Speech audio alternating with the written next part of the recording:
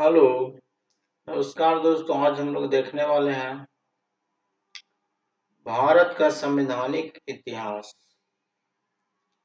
चलिए स्टार्ट करते हैं। रेगुलेटिंग एक्ट कब पारित किया गया था? तो रेगुलेटिंग एक्ट कब पारित किया गया था?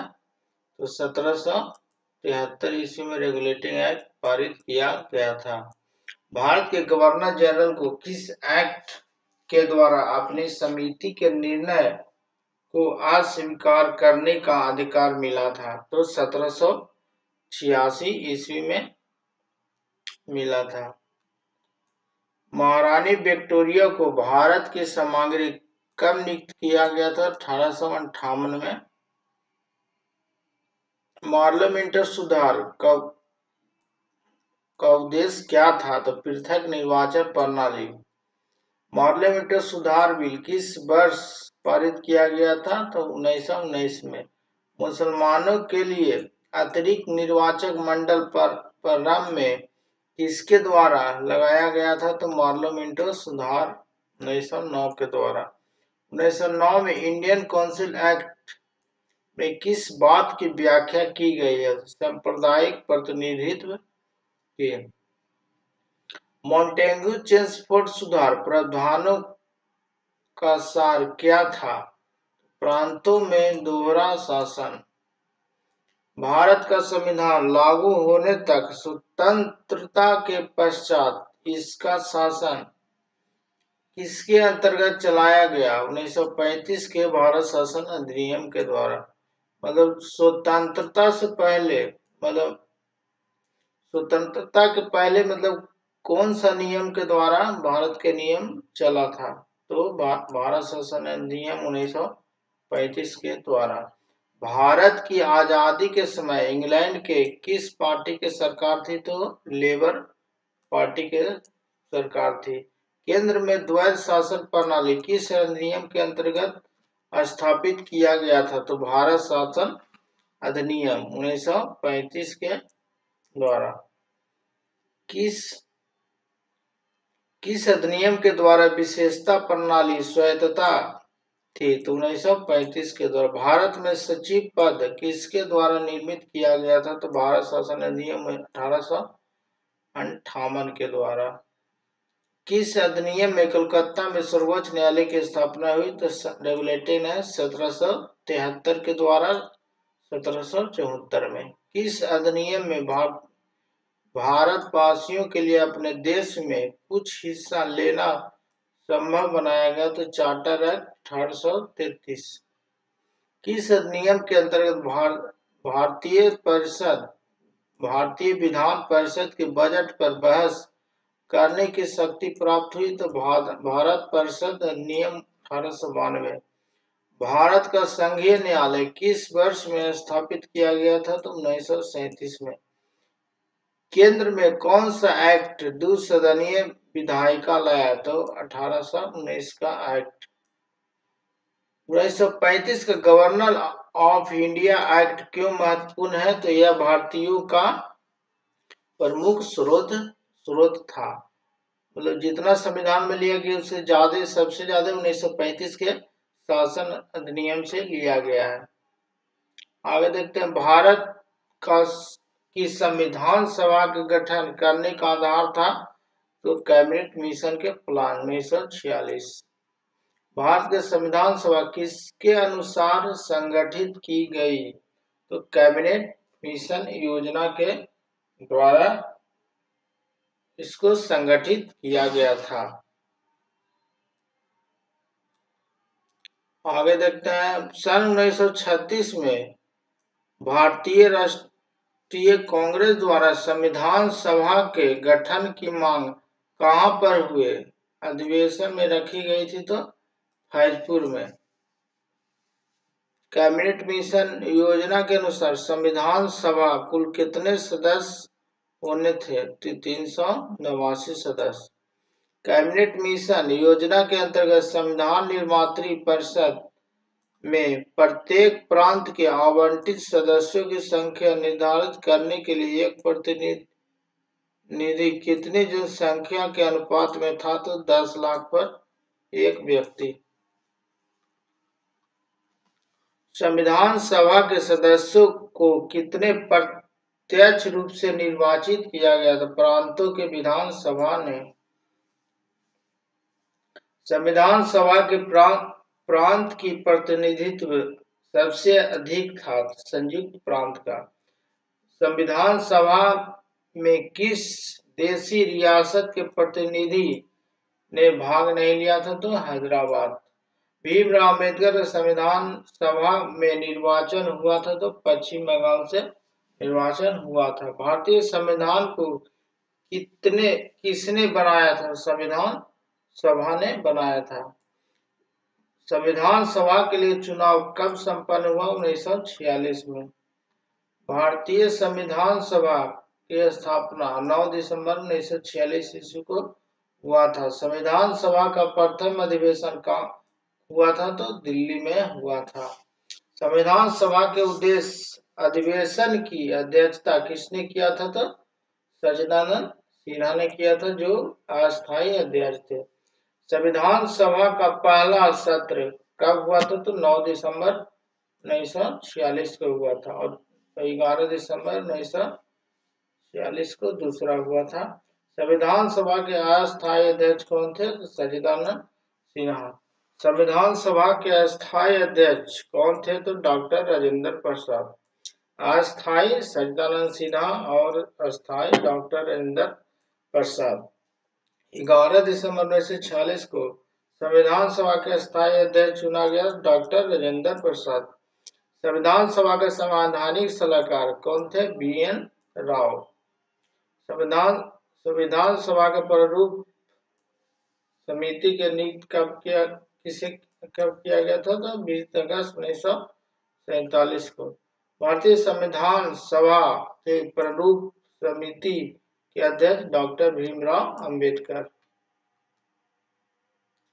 अब क्वेश्चन है, भारतीय संविधान सभा का गठन किया गया था?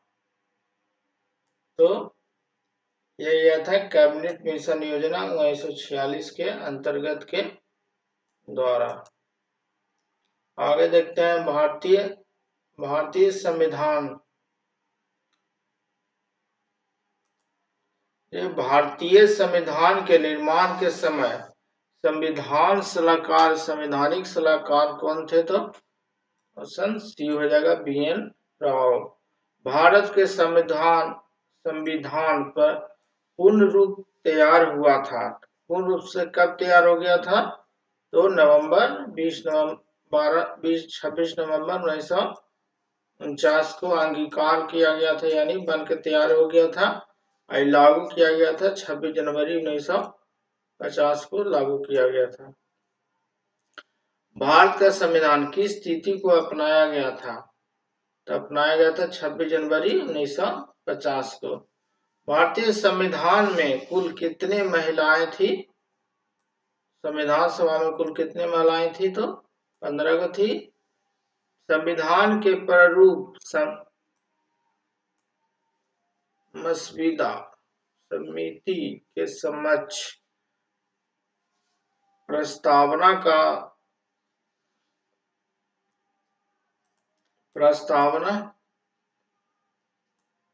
भारतीय संविधान सभा की संघीय शक्ति समिति के अध्यक्ष कौन थे? तो पंडित जवाहरलाल नेहरू। भारतीय संविधान को अपनाया गया था तो संविधान सभा द्वारा।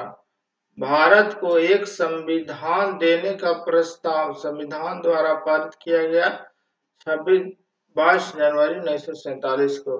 संविधान निर्मात्री सभा में झंडा समिति के अध्यक्ष थे JB कृपलानी। भारतीय झंडे की अभिकल्पना भारत की संविधान सभा ने गठन किया था जुलाई 1946 को। भारतीय संविधान सभा ने भारतीय राष्ट्रीय ध्वज के रूपरेखा का अंगीकार किया था तो 22 जुलाई 1947 को। संविधान सभा ने संविधान को अंतिम रूप से किस दिन पारित किया? 26 नवंबर 1949 को। आगे देखते हैं, भारत के संविधान का प्रारूप तैयार करने वाली संविधान सभा के सदस्यों को विभिन्न प्रांतों एवं विधान सभाओं से चुना गया था। संविधान सभा द्वारा अंतिम रूप से पारित संविधान में कुल कितने अनुच्छेद थे? 395 अनुच्छेद और 8 अनुसूचियां था। भारत के लिए संविधान सभा रचना हेतु संविधान सभा का विचार प्रस्तुत किया था स्वराज पार्टी ने 1942 में। संविधान सभा के प्रथम दिन के अधिवेशन की अध्यक्षता किसने किया था? सच्चिदानंद। स्वतंत्र भारत संविधान सभा के अध्यक्ष कौन थे? डॉक्टर राजेंद्र प्रसाद। अस्थायी अध्यक्ष थे डॉक्टर राजेंद्र प्रसाद। आगे देखते हैं, संविधान सभा के संविधान को कब अंगीकार किया गया? 26 नवंबर 1949 को। भारत का संविधान कब लागू हुआ? 26 जनवरी 1950 को। भारतीय संविधान के किस भाग को उसकी आत्मा कहा जाता है? तो प्रस्तावना को कहा जाता है। संविधान निर्माताओं ने किस पर विशेष ध्यान दिया? तो प्रस्तावना पर। भारत के संविधान की प्रस्तावना किस शब्दों से शुरू होता है? तो हम भारत के लोग से। भारत किस प्रकार की राष्ट्र है? तो धर्मनिरपेक्ष राष्ट्र, मतलब भारत का कोई राष्ट्र नहीं होगा, भारत का कोई धर्म नहीं होगा। धर्मनिरपेक्ष का अर्थ क्या है? सभी धर्मों को महत्व देना, स्वीकार करना। भारत एक धर्मनिरपेक्ष राज्य है, इसका मतलब है भारत किसी धर्म का समर्थन नहीं करता है। गणतंत्र राष्ट्र होता है राज्य जहां अध्यक्ष वंशानुगत में नहीं हो। भारतीय संविधान में प्रस्तावना में भारत को किस रूप में घोषित किया गया? संप्रभु, समाजवादी, धर्मनिरपेक्ष, प्रजातांत्रिक गणराज्य। भारत एक गणतंत्र है, इसका अर्थ है भारत में वंशानुगत शासक नहीं है।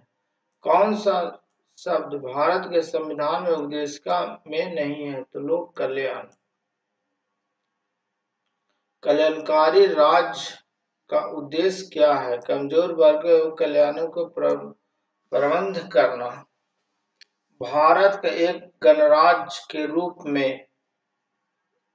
रूप से माना जाता है क्योंकि राज्याध्यक्ष का चुनाव होता है। भारतीय संविधान में समवर्ती सूची किसके संविधान से लाया गया है? तो ऑस्ट्रेलिया के संविधान से समवर्ती सूची लिया गया है। भारत में लौकिक सार्वभौमिक क्योंकि संविधान की प्रस्तावना प्रारंभ होती है हम भारत के लोक शब्दों से। भारतीय संविधान की प्रस्तावना जिन आदर्शों एवं उद्देश्यों के रूपरेखा की दी गई उनके आगे व्याख्या की गई है। मूल अधिकार, राज्य के नीति निर्देशक सिद्धांत एवं मूल कर्तव्य में। किस वर्ष भारत एक प्रभु संपन्न प्रजातांत्रिक गणराज्य बना? तो 1950 में। देखते हैं, भारतीय संविधान में की 26 जनवरी 1950 को सही संवैधानिक वस्तु स्थिति क्या थी जब संविधान लागू किया गया था? तो यह था संपूर्ण प्रभुत्व लोकतंत्रात्मक गणराज्य। भारतीय संविधान में प्रस्तावना पंथ निरपेक्ष शब्द जोड़ा गया था। तो 42वां संविधान संशोधन 1976 के द्वारा। संविधान में हमारे राष्ट्र का उल्लेख किन नामों से है? भारत तथा इंडिया दोनों, हिंदी या इंग्लिश दोनों में। भारतीय संविधान के प्रस्तावना निम्नलिखित में से किस स्वतंत्रता का वर्णन नहीं है? तो सामाजिक किसका वर्णन नहीं है? तो आर्थिक का। सामाजिक, आर्थिक, सामाजिक, राजनीतिक। भारतीय संविधान में कौन सा भाग संविधान की आत्मा कहलाता है? क्या हो जाएगा? उद्देशिका। अब तक भारत के संविधान की उद्देशिका में कितनी बार संशोधन किया जा सका है? तो एक बार। भारतीय संविधान के उद्देशिका में परिवर्तन किस संशोधन अधिनियम द्वारा किया गया? तो 42वां संविधान संशोधन 1976 के द्वारा। 42वां संविधान संशोधन इतना संशोधन हुआ है 1976 में, इसके लघु संविधान भी कहा जाता है। आगे देखते हैं, भारतीय संविधान में प्रस्तावना में जिन शब्द उद्देश्यों एवं उद्देश्यों की रूपरेखा दी गई उनकी व्याख्या की गई है। तो मूल अधिकारों, राज्य के नीति निर्देशक सिद्धांतों एवं मौलिक कर्तव्यों को अध्याय में। निम्नलिखित अधिकारों में से कौन सा अधिकार अनुच्छेद 19 को 1D को अनुच्छेद 21 से मिलाकर पढ़ने पर प्राप्त होता है? ऑप्शन नंबर सी हो जाएगा, एकांतता का अधिकार। संविधान के अंतर्गत मूल अधिकारों का संरक्षण कौन करता है? तो सर्वोच्च न्यायालय। भारतीय संविधान के अंतर्गत निम्नलिखित में से किसे मूल अधिकार के संरक्षक समझा जाता है? तो न्यायपालिका को, क्योंकि अनुच्छेद 32 के तहत आप सुप्रीम कोर्ट जा सकते हैं और अनुच्छेद 226 के तहत आप हाई कोर्ट जा सकते हैं। ये हो गया, हाई कोर्ट जा सकते हैं 226 के तहत, और सुप्रीम कोर्ट जा सकते हैं अनुच्छेद 32 के तहत, अगर आपको मूल अधिकार का हनन होता है तो। निम्नलिखित में से किस एक अधिकार को डॉक्टर भीमराव अंबेडकर ने संविधान की आत्मा कहा है? किसे कहा है? संवैधानिक उपचारों के अधिकार को। आगे देखते हैं, प्रस्तावना का वह प्रावधान है जो सभी वयस्क नागरिकों को मतदान का अधिकार प्राप्त करता है, वह क्या है? प्रजातंत्र। भारतीय संविधान के किस संशोधन द्वारा प्रस्तावना में दो शब्द समाजवादी और धर्मनिरपेक्ष, दो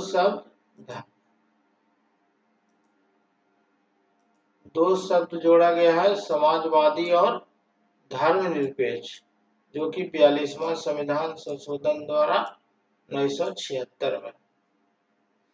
भारतीय संविधान के किस भाग में स्पष्ट रूप से घोषणा की गई है कि भारत एक धर्मनिरपेक्ष राज्य है? तो संविधान की प्रस्तावना में। भारतीय संविधान के किस प्रावधान द्वारा अस्पृश्यता का उल्लंघन किया गया? तो अनुच्छेद 17 में अस्पृश्यता का अंत का उल्लेख किया गया है। भारतीय संविधान का कौन सा अनुच्छेद अस्पृश्यता का उन्मूलन करता है और किसी भी रूप में इसके आचरण का विरोध करता है? तो अनुच्छेद 17। भारतीय संविधान का छुआछूत उन्मूलन से संबंधित है। कितना है? अनुच्छेद 17। अस्पृश्यता वही छुआछूत हो गया। भारतीय संविधान का कौन सा अनुच्छेद प्रेस की स्वतंत्रता का आश्वासित करता है? कितना है? अनुच्छेद 19। आगे देखते हैं, भारत का संविधान स्पष्टतः प्रेस की आजादी की व्यवस्था नहीं करता है, किंतु आजादी अंतर्निहित अनुच्छेद है 19 का ए।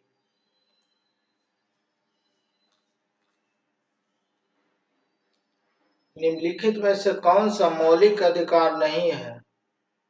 मौलिक अधिकार नहीं है हो जाएगा संपत्ति का अधिकार नहीं है। संपत्ति का अधिकार 6 गो है। संपत्ति का अधिकार सॉरी नहीं है। अभी मौलिक अधिकार पहले 7 था, जो हटकर संपत्ति का अधिकार हट गया तो अब 6 हो गया है। निम्नलिखित में से मूल अधिकार विदेशी नागरिकों को प्राप्त नहीं है? कौन सा अधिकार नहीं प्राप्त है? तो अभिव्यक्ति एवं स्वतंत्रता का अधिकार। इसमें है 15, 16, 19, 29, 30। 15 हो गया, 16 हो गया, 19 हो गया, 29 हो गया और 30 हो गया। ये जो है 5 वो है जो केवल इंडियंस को प्राप्त है, विदेशी नागरिकों को प्राप्त नहीं है। भारतीय संविधान द्वारा प्रदत्त निम्न में से कौन सा अधिकार भारतीय नागरिकों को भी उपलब्ध है? तो संवैधानिक निराकरण का अधिकार। भारतीय संविधान के अनुच्छेद 25 प्रयुक्त हिंदू शब्द किसके लिए नहीं सम्मिलित नहीं है? तो पारसियों के लिए। संपत्ति के मौलिक अधिकार को कब समाप्त किया गया था? तो अनुच्छेद 1978 में 44वें संविधान संशोधन के द्वारा। किस संशोधन के द्वारा संपत्ति का अधिकार समाप्त कर दिया गया था? तो अनुच्छेद 44 के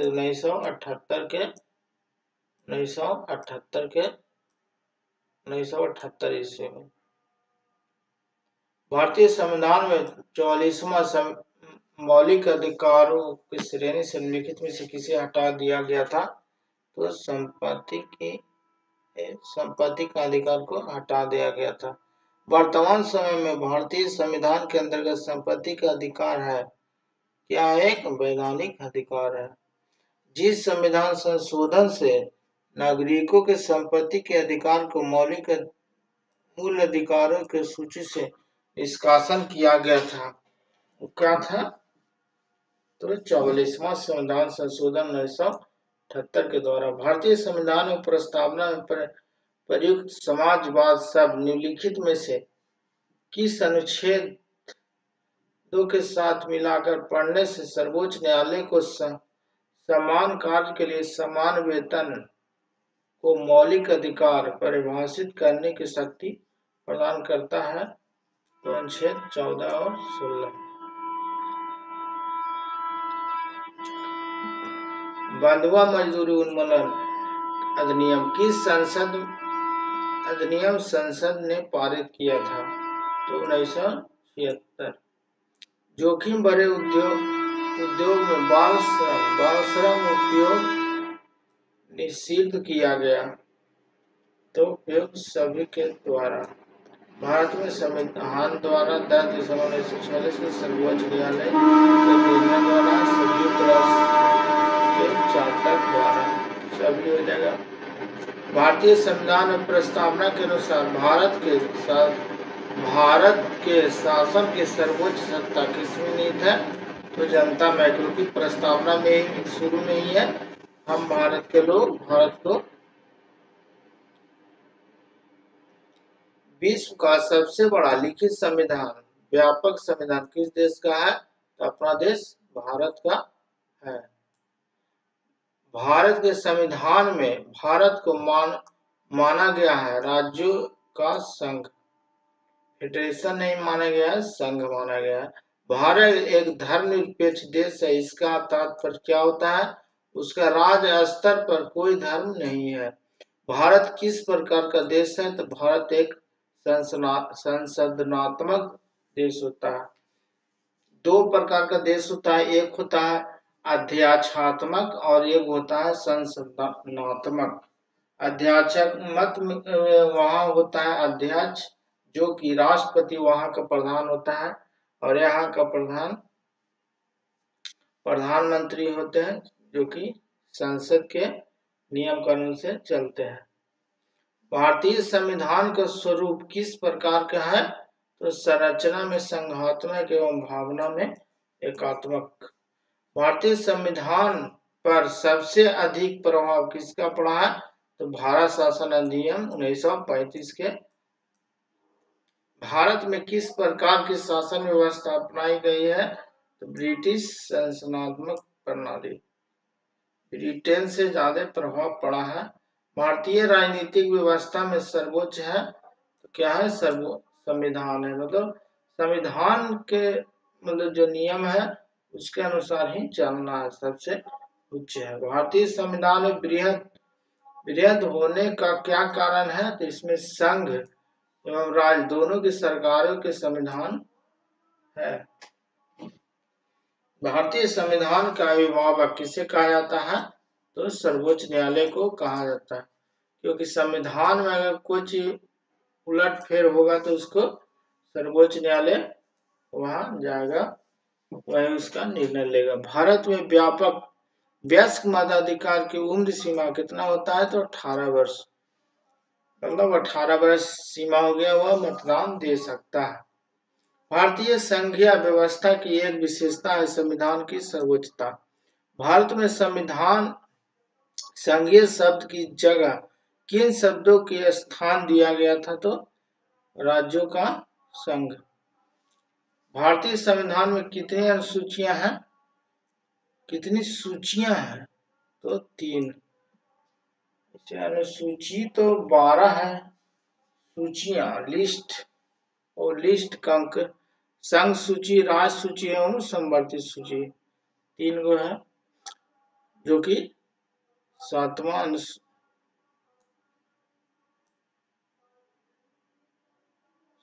भाग में है। भारत का संविधान अपना प्राधिकार किससे प्राप्त करता है? तो भारत की जनता से, क्योंकि प्रस्तावना में ही है, हम भारत के लोग शुरू में ही है। भारत में वैध संप्रभु निहित है, तो संविधान में। भारतीय संविधान की संरचना किस प्रकार की है? कुछ एकात्मक, कुछ कठोर, मतलब लचीला और कठोर दोनों है। भारत लिखित संविधान की अवधारणा ने सर्वप्रथम कहाँ जन्म लिया? तो फ्रांस ने। लिखित संविधान की अवधारणा सबसे पहले लिया था फ्रांस ने। आदेशात्मक शासन प्रणाली का उद्देश्य किस देश में हुआ था? संयुक्त राज्य अमेरिका में। भारतीय संघवाद को किसने सहकारी संघवाद कहा था? तो जी ऑस्टिन ने। कौन सी विशेषता भारतीय संघ और अमेरिकी संघ दोनों में साझी है? तो संविधान की व्याख्या के लिए संघीय उच्चतम न्यायालय। भारत में सर्वोच्च माना जाता है तो संविधान को। भारतीय संविधान का आप किस प्रकार का वर्णन करेंगे? तो विश्व के सबसे विस्तृत संविधानों में से एक है। भारत का संविधान मान्यता प्रदान करता है केवल धार्मिक अल्पसंख्यकों को। संविधान के स्रोत हम लोग पढ़ेंगे, कहाँ से क्या क्या चीज लिया गया है। तो यह भारतीय संविधान में मौलिक कर्तव्य कहाँ से लिया गया है? तो रूस के संविधान से लिया गया। भारतीय संविधान में सम्मिलित नीति निर्देशक तत्व कहाँ से लिया गया है? तो आयरलैंड से। भारतीय संविधान में मौलिक अधिकारों का उल्लेख करते हुए किस देश का अनुसरण किया गया? तो मौलिक अधिकार अमेरिका से लिया गया। भारतीय संविधान में संसदीय व्यवस्था किस देश से लिया गया है? तो ब्रिटेन से लिया गया है। भारत के संविधान निर्माताओं के न्यायिक पुनर्विलेखन कहाँ से लिया गया है? तो अमेरिका के संविधान से। कानून के समान संरक्षण वाक्य कहाँ से लिया गया है? तो अमेरिका के संविधान से। भारतीय संविधान में राज्य के नीति निर्देशक तत्वों का संकलन किस देश से संविधान से लिया गया? तो आयरलैंड से। राज्य के गठन, प्रतिभा, अनुभव एवं सेवा प्रतिनिधित्व देने में संविधान के निर्माता किस देश से प्रभावित हुए थे? तो आयरिश गणतंत्र, मतलब आयरलैंड। संविधान के संरक्षक के रूप में सर्वोच्च न्यायालय अधिकार विश्व के किस संविधान से लिया गया है? तो अमेरिका के संविधान से। भारतीय संविधान में संवर्धित सूची संविधान से लिया गया है। संवर्धित सूची ऑस्ट्रेलिया से लिया गया है। भारतीय संविधान में मूल कर्तव्यों को शामिल करने का विचार किस देश के संविधान से लिया गया है? तो पूर्व सोवियत संघ से, यूएसएसआर। भारतीय संविधान के निर्माण में सर्वाधिक गंभीर प्रभाव किसने छोड़ा? भारत शासन अधिनियम 1935 ने। भारतीय संविधान में संघवाद किस देश से लिया गया है? तो कनाडा से लिया गया है। यह संघनात्मक शासन व्यवस्था को सर्वप्रथम किस देश ने अपनाया था? तो कनाडा ने। भारत की संसदीय प्रणाली किससे प्रभावित है? तो इंग्लैंड से। आगे देखते हैं, भारत संविधान की प्रस्तावना में प्रतिष्ठापित स्वतंत्रता, समानता एवं भाईचारे आदर्शों की प्रेरणा कहाँ से मिली? तो फ्रांस की क्रांति से। संसदीय शासन प्रणाली सर्वप्रथम किस देश से लिया गया है? तो ब्रिटेन से। हमारे संविधान में मूल अधिकार कहाँ से लिया गया है? तो अमेरिका से। भारत के राष्ट्रपति की आपातकालीन शक्तियाँ किस देश की देन है? तो जर्मनी व वीमर संविधान से। संविधान की भारतीय संविधान में मौलिक अधिकारों की व्याख्या किस देश के संविधान से ली गई है? तो संयुक्त राज्य अमेरिका। संविधान निर्माताओं ने कौन सा लक्षण अमेरिका के संविधान से ग्रहण किया? तो सर्वोच्च न्यायालय के न्यायाधीशों को पद से हटाने की विधि। हमारे संविधान में मूल अधिकार संविधान से प्रेरित है तो अमेरिका के संविधान से। भारत में संविधान में उपदेशिका का विचार लिया गया था तो यूएसए के संविधान से। संयुक्त राज्य अमेरिका के संविधान से। भारतीय राजनीतिक व्यवस्था में इनमें से कौन सर्वोच्च है? तो सर्वोच्च तो कौन होगा जी? संविधान होगा ना। न्यायिक पुनर्विलोकन की व्यवस्था ली गया था, कहाँ से लिया गया था? तो यूके से, यूनाइटेड किंगडम।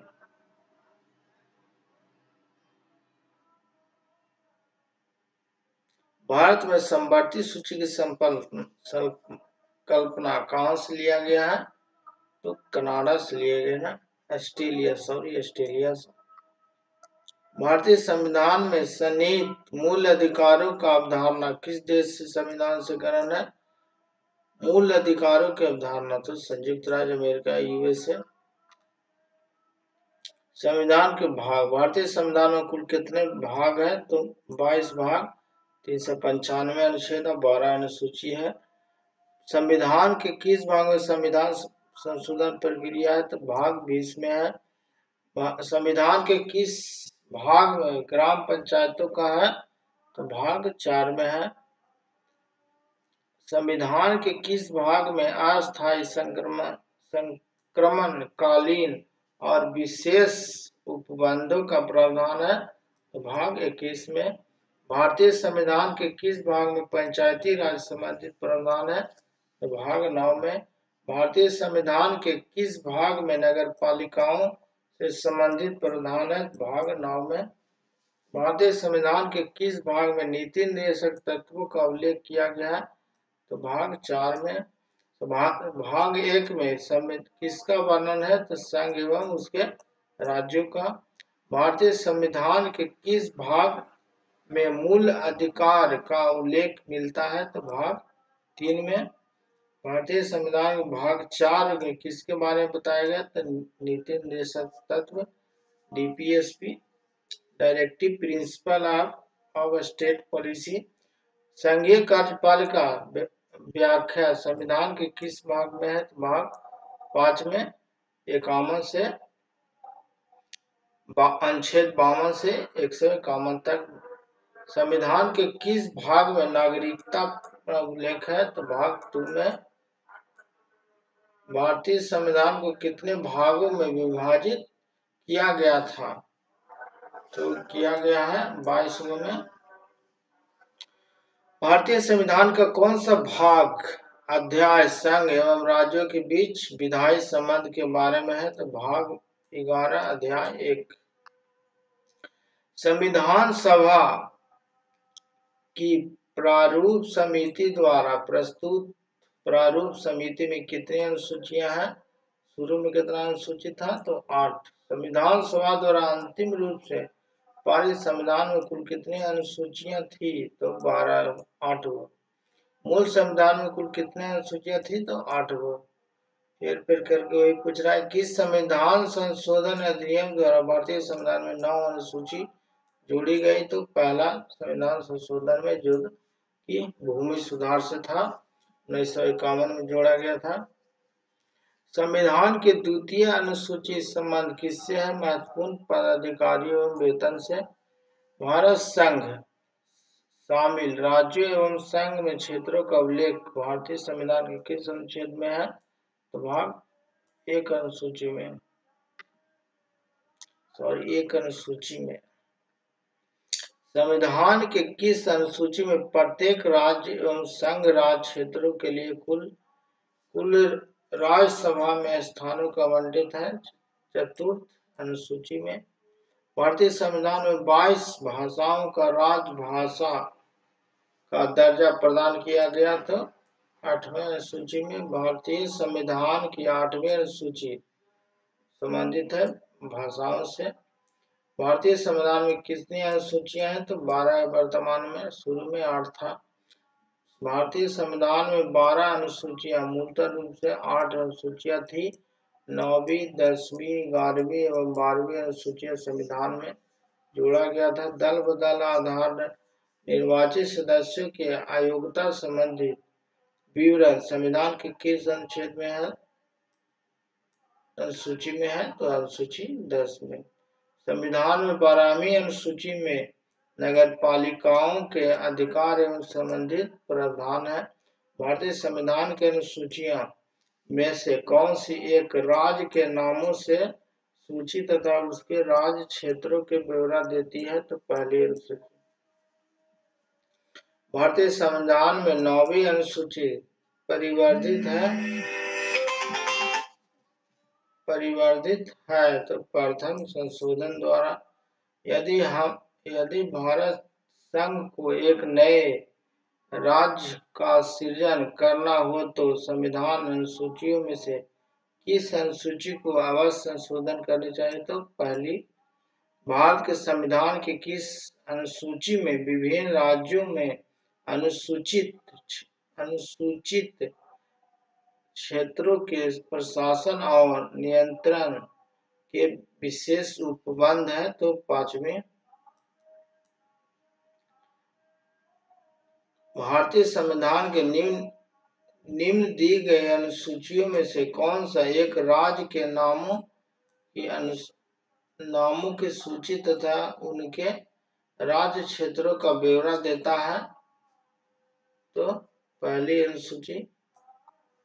निम्नलिखित में से कौन विषय समवर्ती सूची से कहा है? तो आपराधिक मामला। भारत के संविधान के अंतर्गत विषय तथा संबंधित सूचियों के बारे में निम्न युग्मों में से कौन सा सम्मिलित नहीं है? तो वन हो गया समवर्ती सूची, शेयर बाजार हो गया समवर्ती सूची, डाकघर हो गया ई संघीय सूची, जन स्वास्थ्य हो गया राज्य सूची। इसमें गलत बोल रहा है तो हो जाएगा बी, शेयर बाजार हो गया समवर्ती सूची।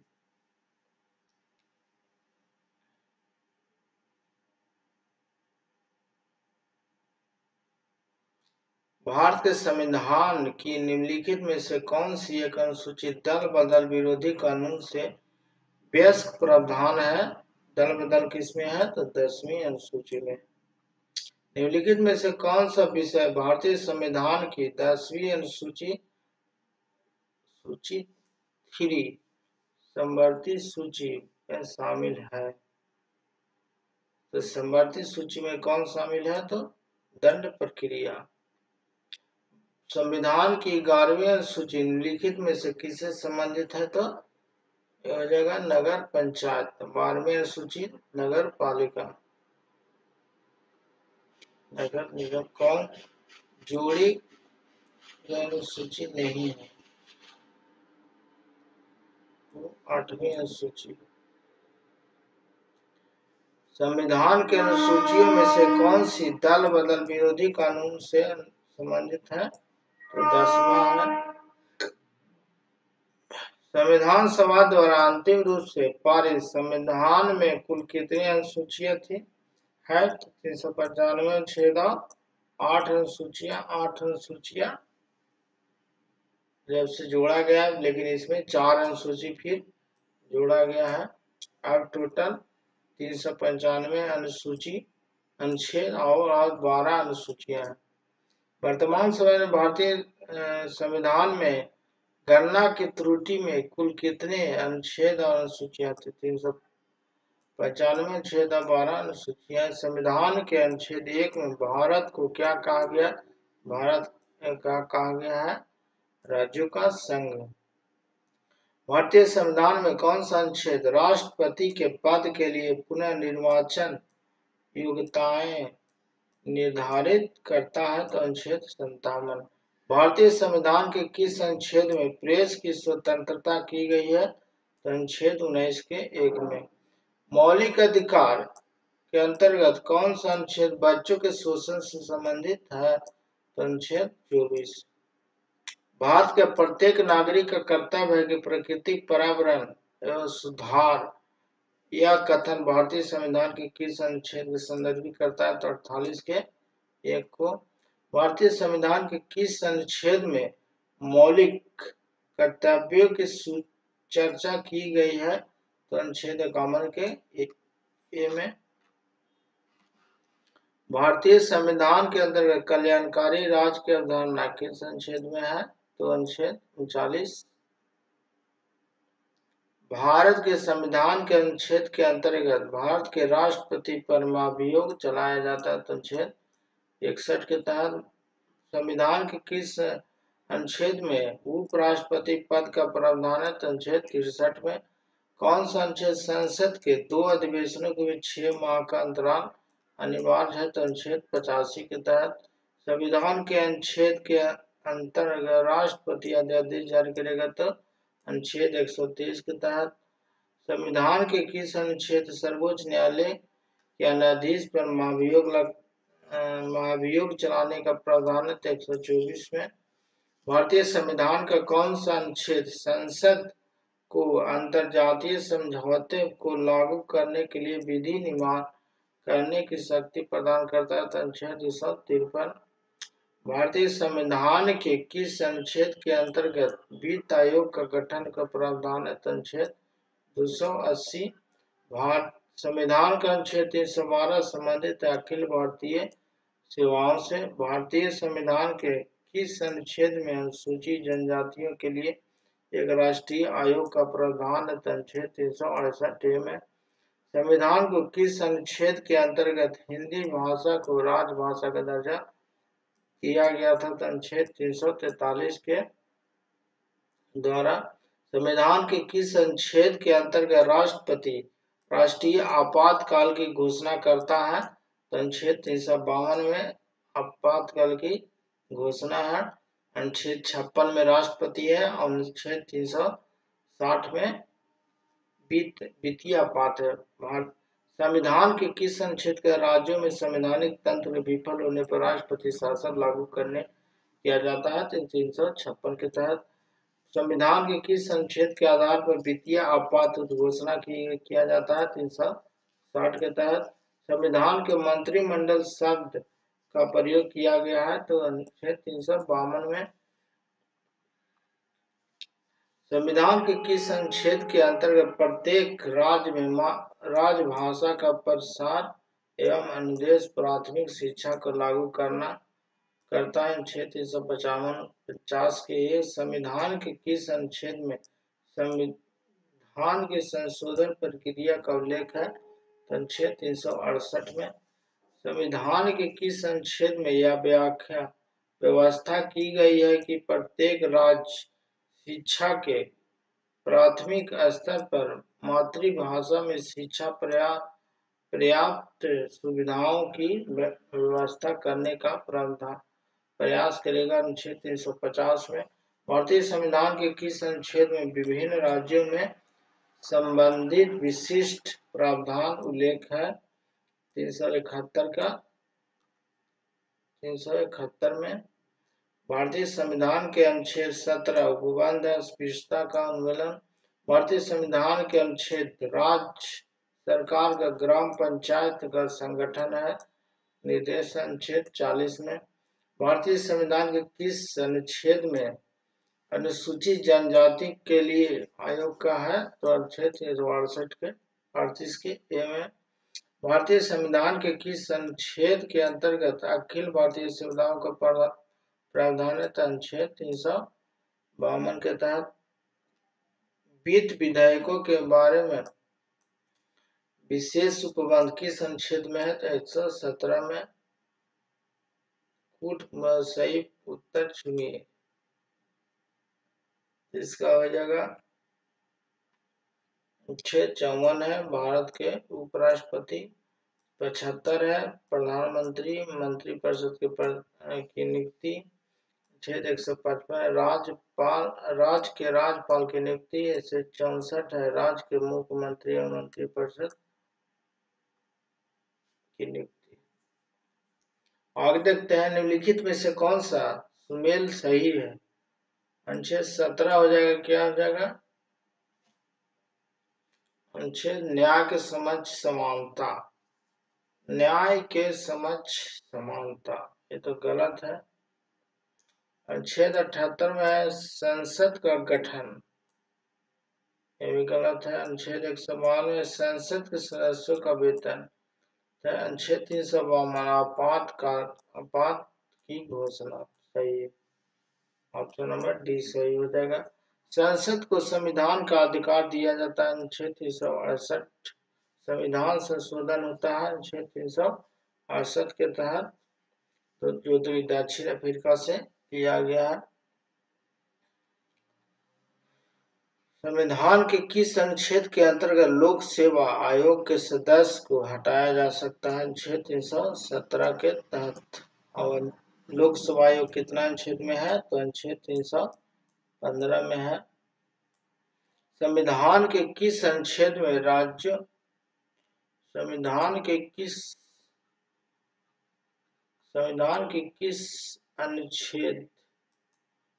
अनुच्छेद के द्वारा प्राथमिक शिक्षा मातृभाषा दिए जाने का प्रावधान है? अनुच्छेद 350 के ए में। जम्मू कश्मीर में कौन सा धारा के अंतर्गत विशेष दर्जा प्राप्त था? तो 370 के द्वारा। भारतीय संविधान में समानता का अधिकार 5 अनुच्छेदों द्वारा प्रदान किया जाता है। यह है अनुच्छेद 14 से 18 तक। भारतीय संविधान के किस अनुच्छेद के अंतर्गत भारत शासन सरकार का दायित्व आक्रमण एवं आंतरिक अशांति से राज्यों की रक्षा करे? अनुच्छेद 352 में है। भारतीय संविधान के किस अनुच्छेद में भारतीय नागरिकों को मूल कर्तव्य शामिल है? अनुच्छेद 51 के क्रम में। भारतीय संविधान को अस्पृश्यता का उन्मूलन अनुच्छेद 17 में। भारतीय संविधान के भारत के किस प्रकार के वर्णित है? तो भारत एक राज्यों का संघ है। आंध्र प्रदेश एक भाषाई रूप में गठित किया गया था 1953 में।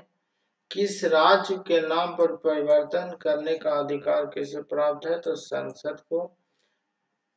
अन्य रजवाड़ों के भारत में विलय के बाद किन 3 राज्यों ने भारत में शामिल होने का विलंबित किया?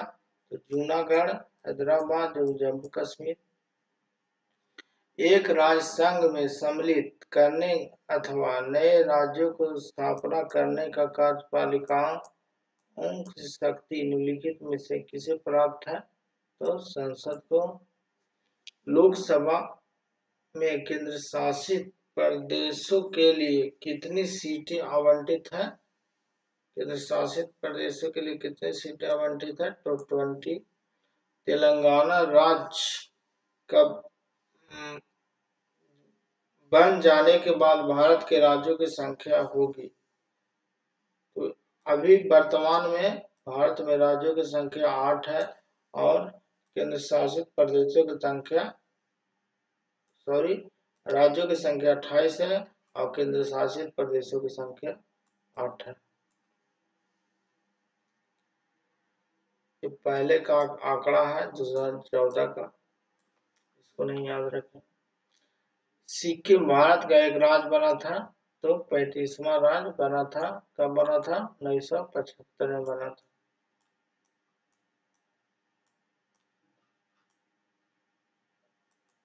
आगे देखते हैं हम लोग। 100 से अधिक राजवाड़ों देशी रियासतों को भारत में विलय के लिए कौन सा उत्तरदायी था? तो वल्लभ भाई पटेल। इसलिए उनको बोला जाता है लौह पुरुष। भारतीय भारतीय भाषाई आधार पर राज्यों का पुनर्गठन कब किया गया था? तो 1956 में। भाषाई आधार पर गठित भारत का पहला राज्य था आंध्र प्रदेश। राज्य पुनर्गठन आयोग गठन किस वर्ष किया गया था? 1953 में। पांडिचेरी किस वर्ष भारतीय संघ में मिलाया गया था? 1962 में। राज्य पुनर्गठन अधिनियम 1956 के पश्चात राज्य और संघ शासित क्षेत्रों की संख्या थी 14 और 5। वर्तमान में भारतीय संघ में राज्य एवं केंद्र शासित प्रदेशों की संख्या अभी कितना है? अभी है 28 और 8 है। किस वर्ष सिक्किम राज्य का दर्जा मिला? 1975 में। भारतीय संघ सम्मिलित किया गया 28वां राज्य कौन था? झारखंड, जो कि 15 नवंबर 2000 को अलग हुआ था बिहार से। झारखंड राज्य कब बना? तो 15 नवंबर 2000 को।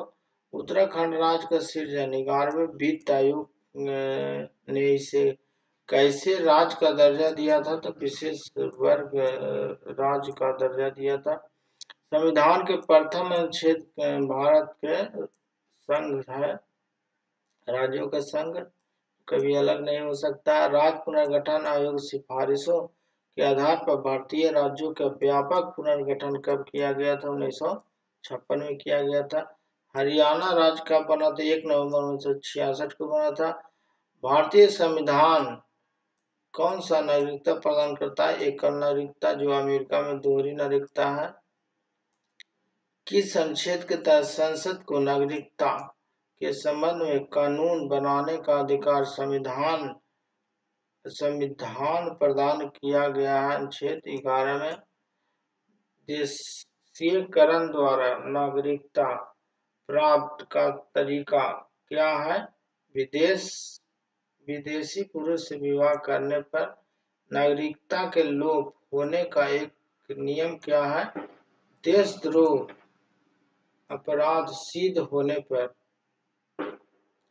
नागरिकता प्राप्त करने व खोने का विषय विस्तार से चर्चा कहाँ किया गया है? तो 1955 के नागरिकता कानून में। कितने वर्षों तक लगातार बाहर रहने पर नागरिकता समाप्त हो जाती है? तो 7 वर्ष। भारत में एकल नागरिकता की अवधारणा कहाँ से लिया गया है? तो इंग्लैंड से लिया गया है। किस देश में दोहरी नागरिकता का सिद्धांत स्वीकार किया गया है? तो अमेरिका में। नागरिकता प्राप्त करने के लिए शर्तें निर्धारित करने वाला सक्षम निकाय संसद है। मौलिक अधिकार संविधान के किस भाग में वर्णित है? भाग 3। भारत में संविधान भाग 3 संबंध है मूल अधिकारों से। मूल अधिकारों का वर्णन संविधान के किन मान्यता प्रदान की गई? संयुक्त राज्य अमेरिका में।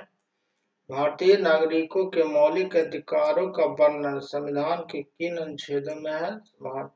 संविधान के अनुच्छेद 12 से 35 तक।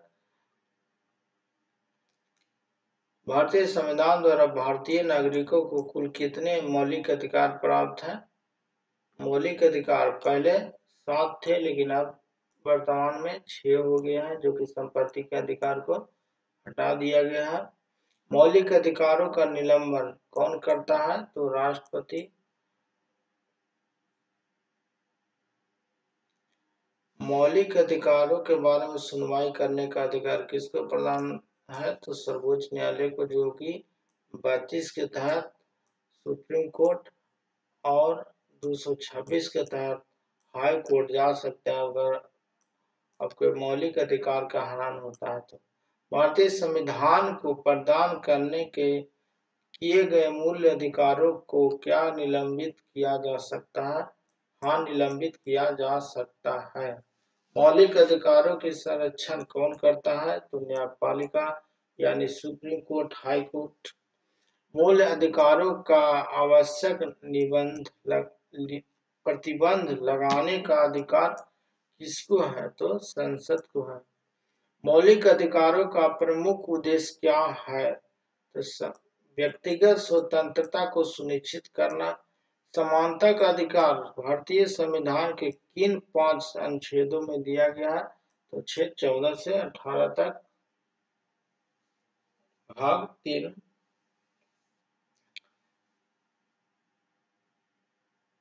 भारतीय संविधान के अनुच्छेद में से कौन सा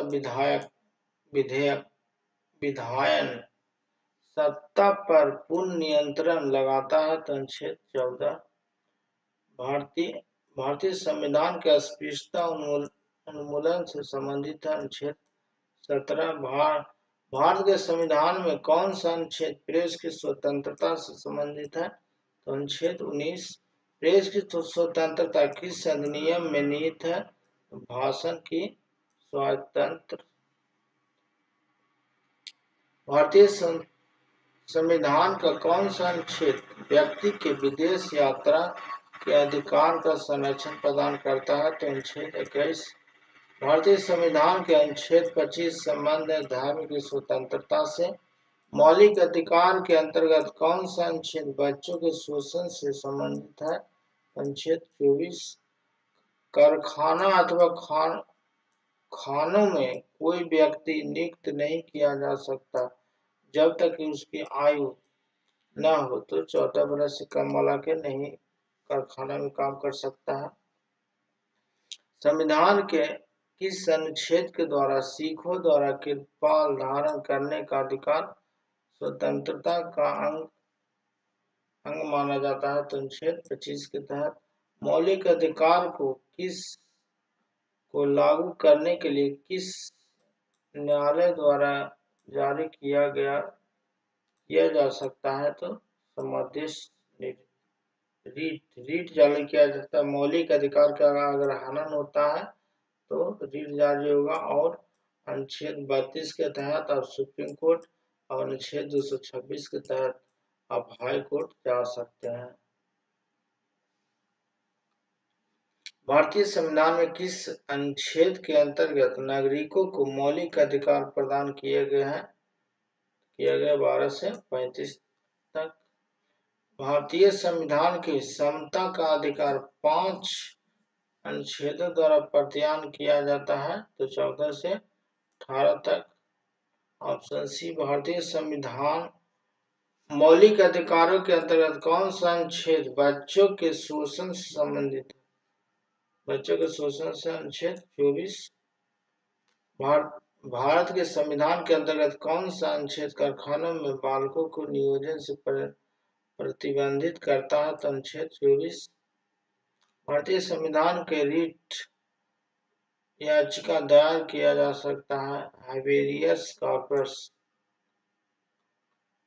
भारतीय संविधान में कौन सा अनुच्छेद अल्पसंख्यकों के अपनी मनपसंद शिक्षा संस्थानों में स्थापित करने एवं संचालित करने का अधिकार है? तो अनुच्छेद 30।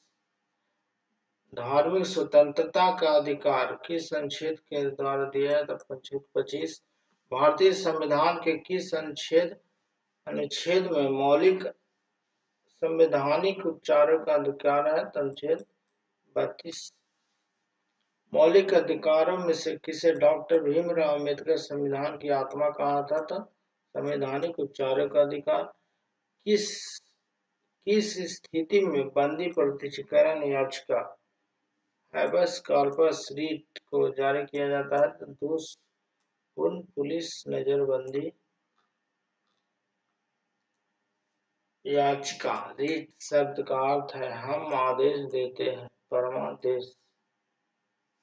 कौन सा समादेश किसी अवैध व्यक्ति के सरकारी पद को बचाने के लिए जारी किया जा सकता है? तो अधिकार परीक्षा संपत्ति का अधिकार एक है, कानूनी अधिकार है।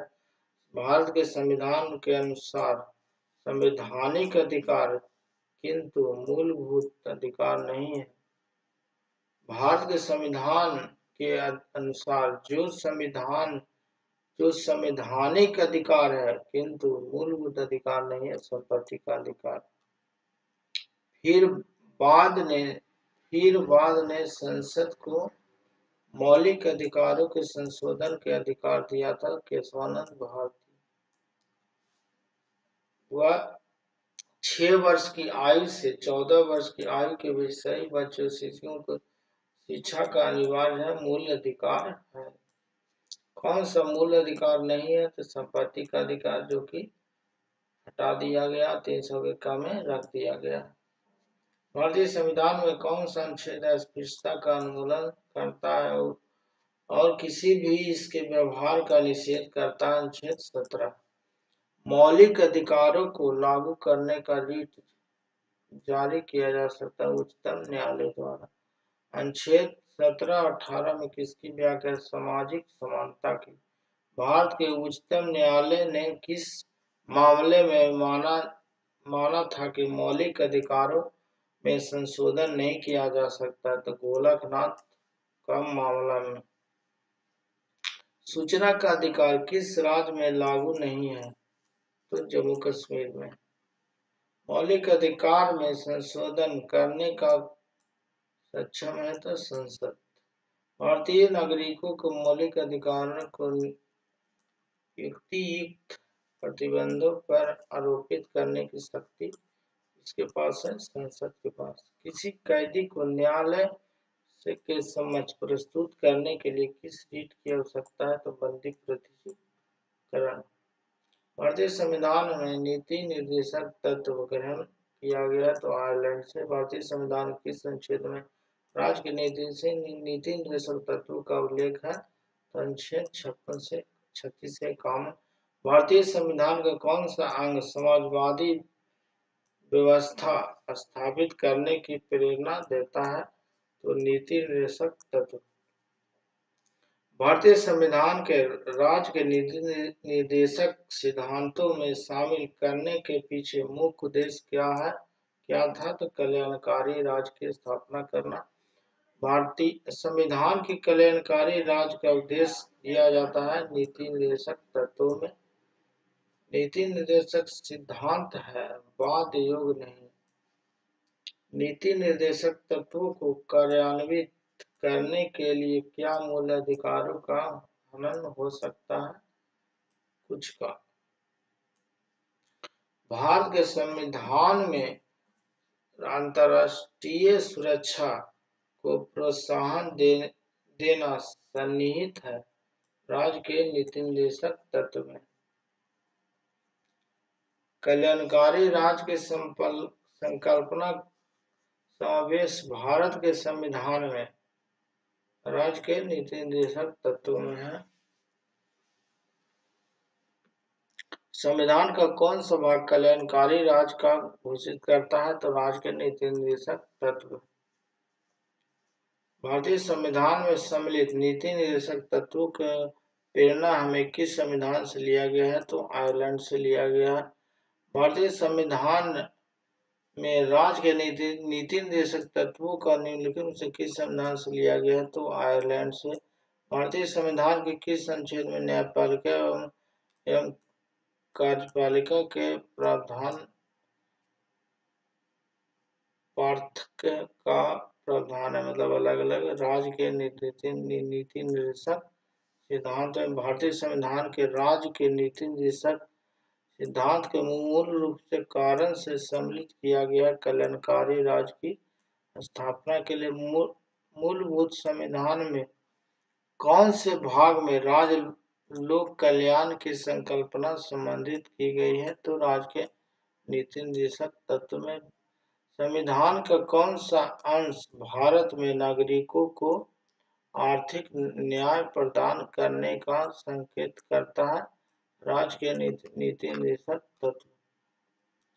नीति निर्देशक सिद्धांत है, क्या है?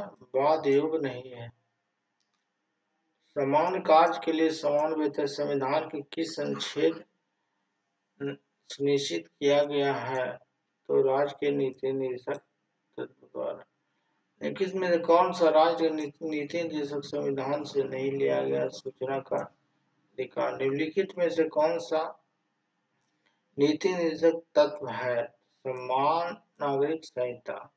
निम्नलिखित नीति निर्देशक सिद्धांत प्रायः समाजवादी माना जाता है ग्राम पंचायतों की स्थापना के लिए। नीति निर्देशक सिद्धांत में से वह सिद्धांत कौन सा है जिसे गांधीवादी सिद्धांत कहा जाता है? स्वशासन प्रभावी एकलों के रूप में ग्राम पंचायत का संगठन। नीति निर्देशक तत्व का महत्व किसके लिए है? राज्य के लिए राज्य के नीति निर्देशक सिद्धांतों के अनुसार किस आयु तक के बच्चों को निःशुल्क एवं अनिवार्य पढ़ाना है? तो 14 वर्ष की आयु तक। राज्य के नीति निर्देशक सिद्धांतों में से किस अनुच्छेद के संबंध में शांति एवं सुरक्षा है? तो अनुच्छेद 51 में। भारतीय संविधान के अनुच्छेदों में से कौन सा अनुच्छेद राज्य सरकार को ग्राम पंचायतों को संगठित करने का निर्देश देता है? अनुच्छेद 40। भारत के किस राज्य में समान नागरिक संहिता लागू है? तो गोवा में है और ये आर्टिकल 44 में निहित है समान नागरिक संहिता। आगे देखते हैं संविधान के मूल कर्तव्य में संविधान संबंधित प्रावधान किस समिति के संस्तुतियों के आधार पर सम्मिलित किया गया है? तो स्वर्ण समिति से। किस पर संविधान में मूल कर्तव्यों का अंतर स्थापित किया गया? 1976 ईस्वी में। मौलिक कर्तव्यों का निर्धारण किया गया 42वें संविधान संशोधन द्वारा। 42वें संविधान संशोधन 10 आचार आदर्शों को किस नाम से जाना जाता है? तो मौलिक अधिकार के नाम से। 1976 के 42वें संविधान संशोधन नागरिकों को कितने मौलिक अधिकार थे? तो 10 थे। भारतीय संविधान में मूल कर्तव्यों का अध्याय जोड़ा गया भाग 4 के क्रम में। भारतीय संविधान के मौलिक कर्तव्यों की सूची में जोड़ा गया भाग तो अनुसूची 4 में। भाग 4 में। वर्तमान में संविधान में कुल कितने मूल कर्तव्यों को उल्लेख है? तो 11। भारतीय संविधान के संशोधन अधिनियम द्वारा संविधान में मूल कर्तव्यों की सम्मिलित किया गया 42वां संविधान संशोधन 1976 के द्वारा। संविधान में उल्लेखित मौलिक कर्तव्य किसके लिए है? सभी नागरिकों के लिए। निम्नलिखित में से संस्तुति पर संविधान में मूल कर्तव्य शामिल किए गए हैं? तो स्वर्ण समिति की संस्तुति पर।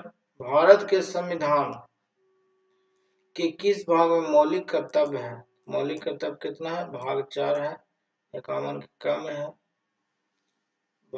किस संविधान संशोधन द्वारा भारतीय नागरिकों के लिए 10 मूल कर्तव्य संबंधित जोड़ा गया? तो 42वां संविधान संशोधन 1976 के द्वारा। भारत के नागरिकों को मूल कर्तव्य विवरण संबंधित किस भाग से में दिया गया? तो भाग 4 के क्रम में। भारतीय संविधान में कितने मौलिक अधिकार है? तो 11 है। निम्नलिखित में से कौन सा संवैधानिक संशोधन मौलिक कर्तव्यों से संबंधित है? तो 42 1976। भारत के संविधान मौलिक कर्तव्यों का किस संविधान संशोधन द्वारा जोड़ा गया? तो 42वें संविधान संशोधन द्वारा। मौलिक कर्तव्यों से संबंधित निम्नलिखित में से कौन सा कथन सही नहीं है? ये उन्हें परमादेश द्वारा प्रभावी किया जा सकता है। मौलिक कर्तव्यों द्वारा अवहेलना करने वाले को दंड देने की प्रावधान नहीं है। संविधान में मौलिक कर्तव्य किस संशोधन द्वारा जोड़ा गया? तो 42वां संविधान संशोधन। भारत के प्रत्येक नागरिक को कर्तव्य होगा प्रत्येक पर्यावरण संरक्षण एवं सुधार। उपयुक्त कथन भारतीय संविधान के अनुच्छेद कितना संदर्भित है? तो अनुच्छेद 21। भारतीय संविधान के किस अनुच्छेद में भारतीय नागरिकों को मूल कर्तव्य शामिल है? अनुच्छेद 51।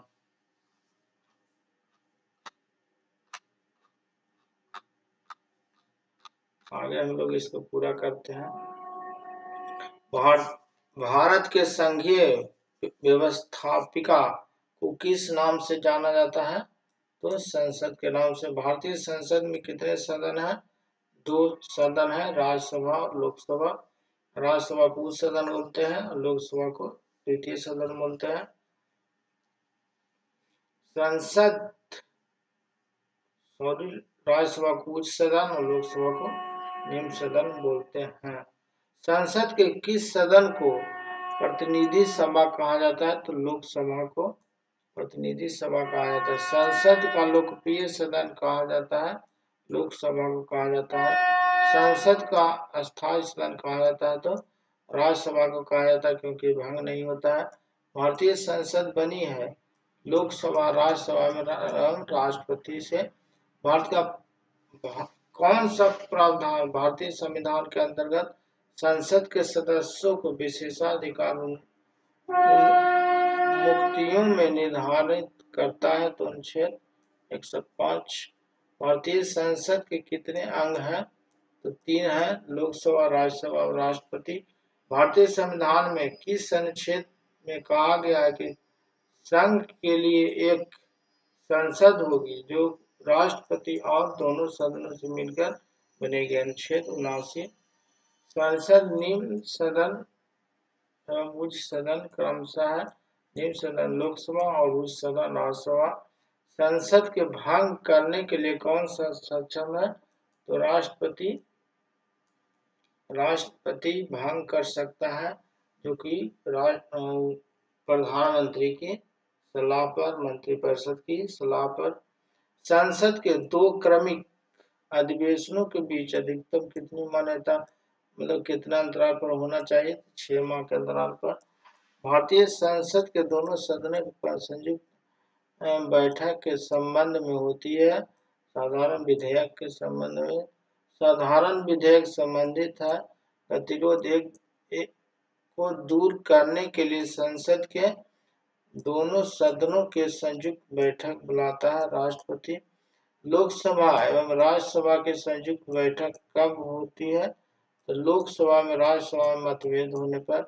संसद के दोनों सदनों के साथ साथ बैठने पर क्या होता है? तो एक बिल जिस पर दोनों सदनों के असहमत हो उस पर विचार करने और पास करने। उन्हें जब संसद के दोनों सदनों के बीच किसी साधारण विधेयक में मतभेद हो तो गतिरोध की कैसे सुलझाया जाता है? दोनों सदनों के संयुक्त बैठक से, जो कि अमेरिका के संविधान से लिया गया है और ये 108 में अनुच्छेद 108 में वर्णित है। संसद की कार्यवाही सूची में प्रथम विषय होता है प्रश्नकाल। कौन सा प्रथम संसदीय प्रणाली में भारत की देन है? तो शून्यकाल। संसद के किसी सदस्य की सदस्यता कब तक समाप्त समझी जाती है? यदि वह सदन में कितना दिन तक अनुपस्थित रहे? तो 60 दिन तक, यानी 2 महीना तक। सांसदों के वेतन का निर्णय कौन करता है? तो संसद के कुल सदस्यों को कितना भाग संवैधानिक चैम्बर की मीटिंग बुलाने का आवश्यक अनुपूर्ति है? तो 1/10। संसदीय प्रणाली वाली सरकार को अन्य किस नाम से जाना जाता है? तो संघीय सरकार। भारत की संसद मिलकर निम्नलिखित में से होता है? तो लोकसभा भी रहता है, राज्यसभा भी रहता है और लोकसभा राज्यसभा और राष्ट्रपति ई नहीं रहता है। हो जाएगा 1, 2 और 3। इसमें है 1, 2 और 3, ऑप्शन ए। भारतीय संसद निम्नलिखित में से कौन शामिल है? कौन शामिल है संसद में? तो हो जाएगा लोकसभा, राज्यसभा और लोकसभा, राज्यसभा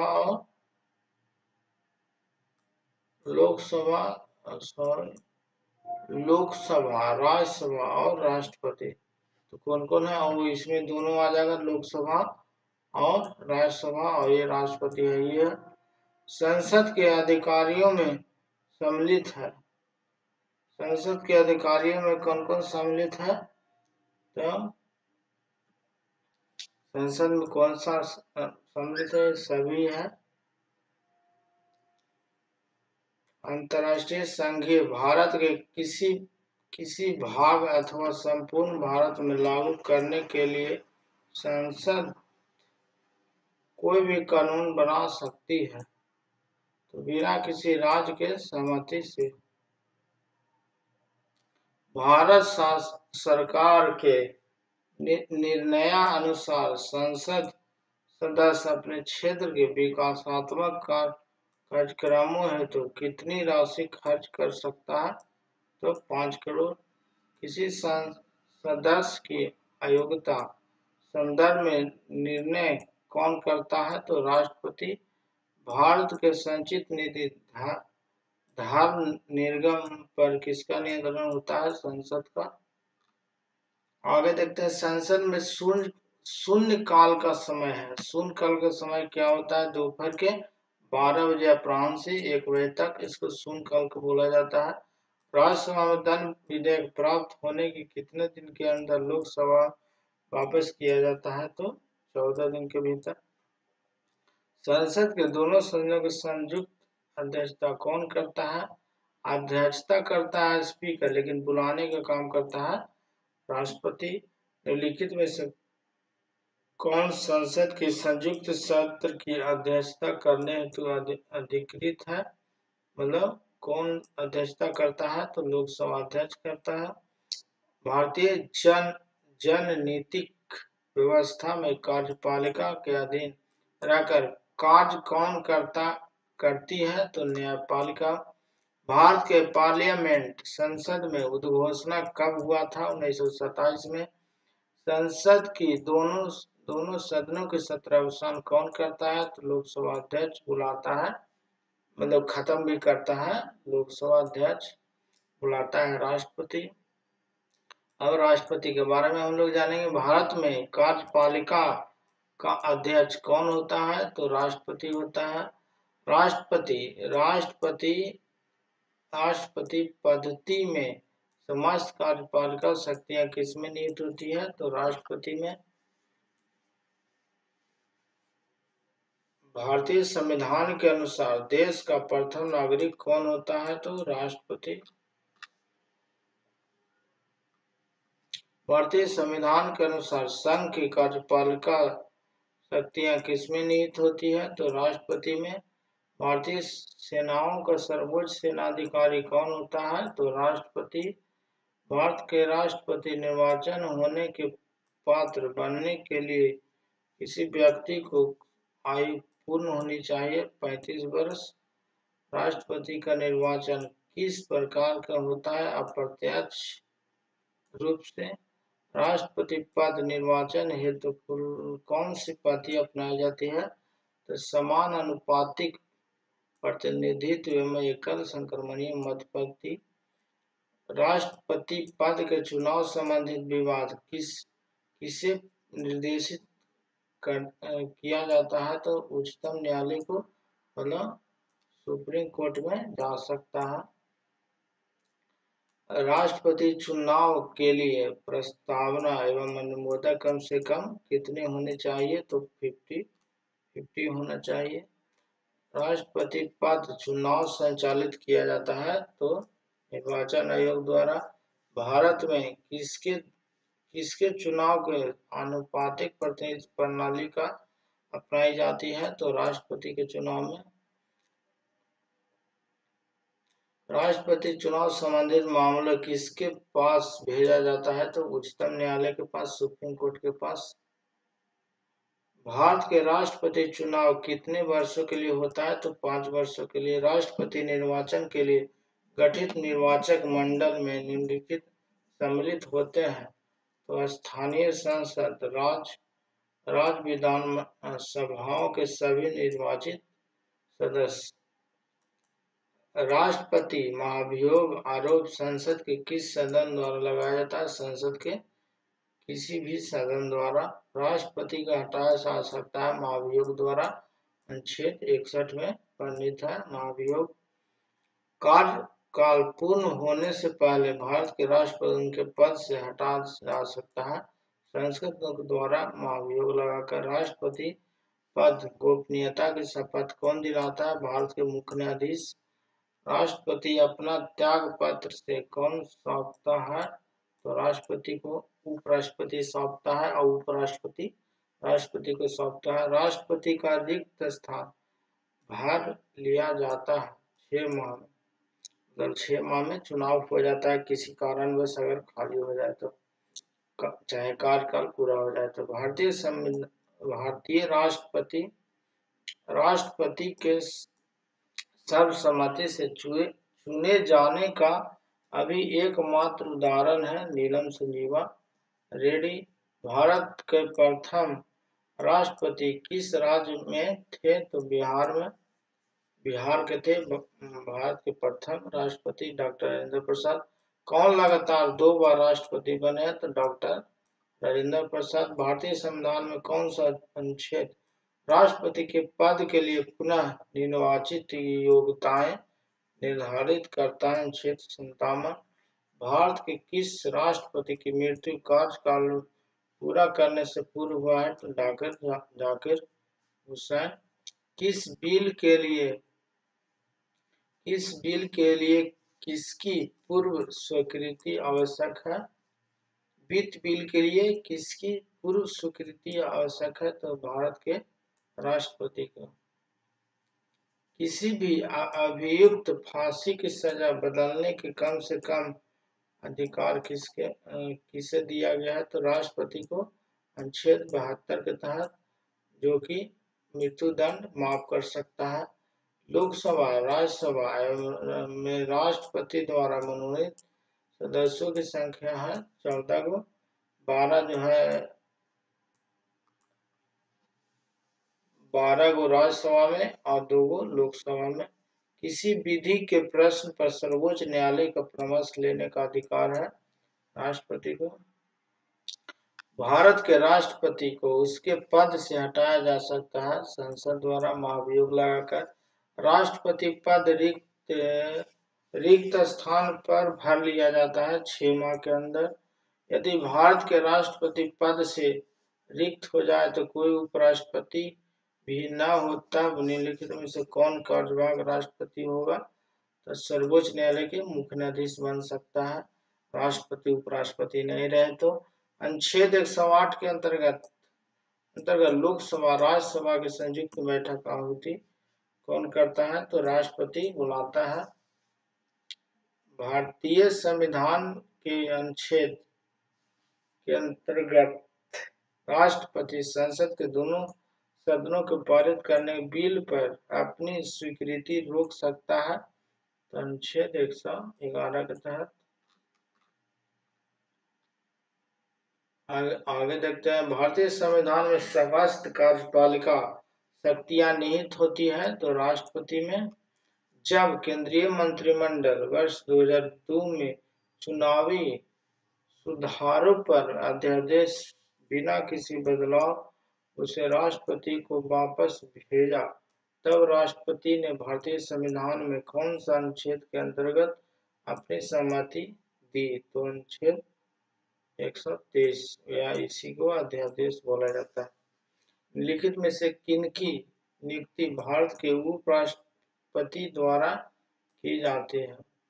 भारत के राष्ट्रपति द्वारा निम्न में से किसकी नियुक्ति की जाती है?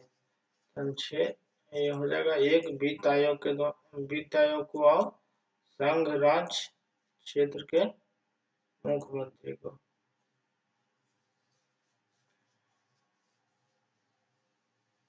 एक और 3 हो जाएगा। सार्वजनिक महत्व के किसी विषय पर राष्ट्रपति संविधान के किस अनुच्छेद के तहत सर्वोच्च न्यायालय के कानूनी परामर्श ले सकता है? अनुच्छेद 143 के तहत।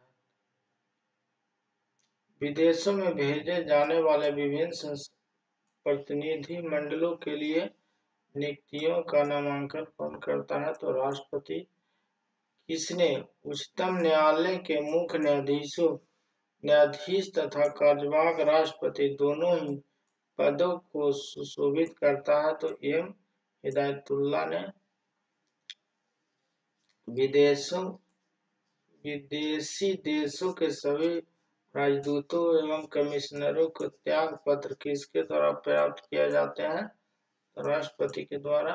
राष्ट्रपति किस विधेयक को पुनर्विचार के लिए नहीं लौटा सकता है? तो धन विधेयक को। संविधान भारतीय संविधान के किस अनुच्छेद के अंतर्गत अध्यादेश जारी कर सकता है? तो अनुच्छेद 123 के तहत।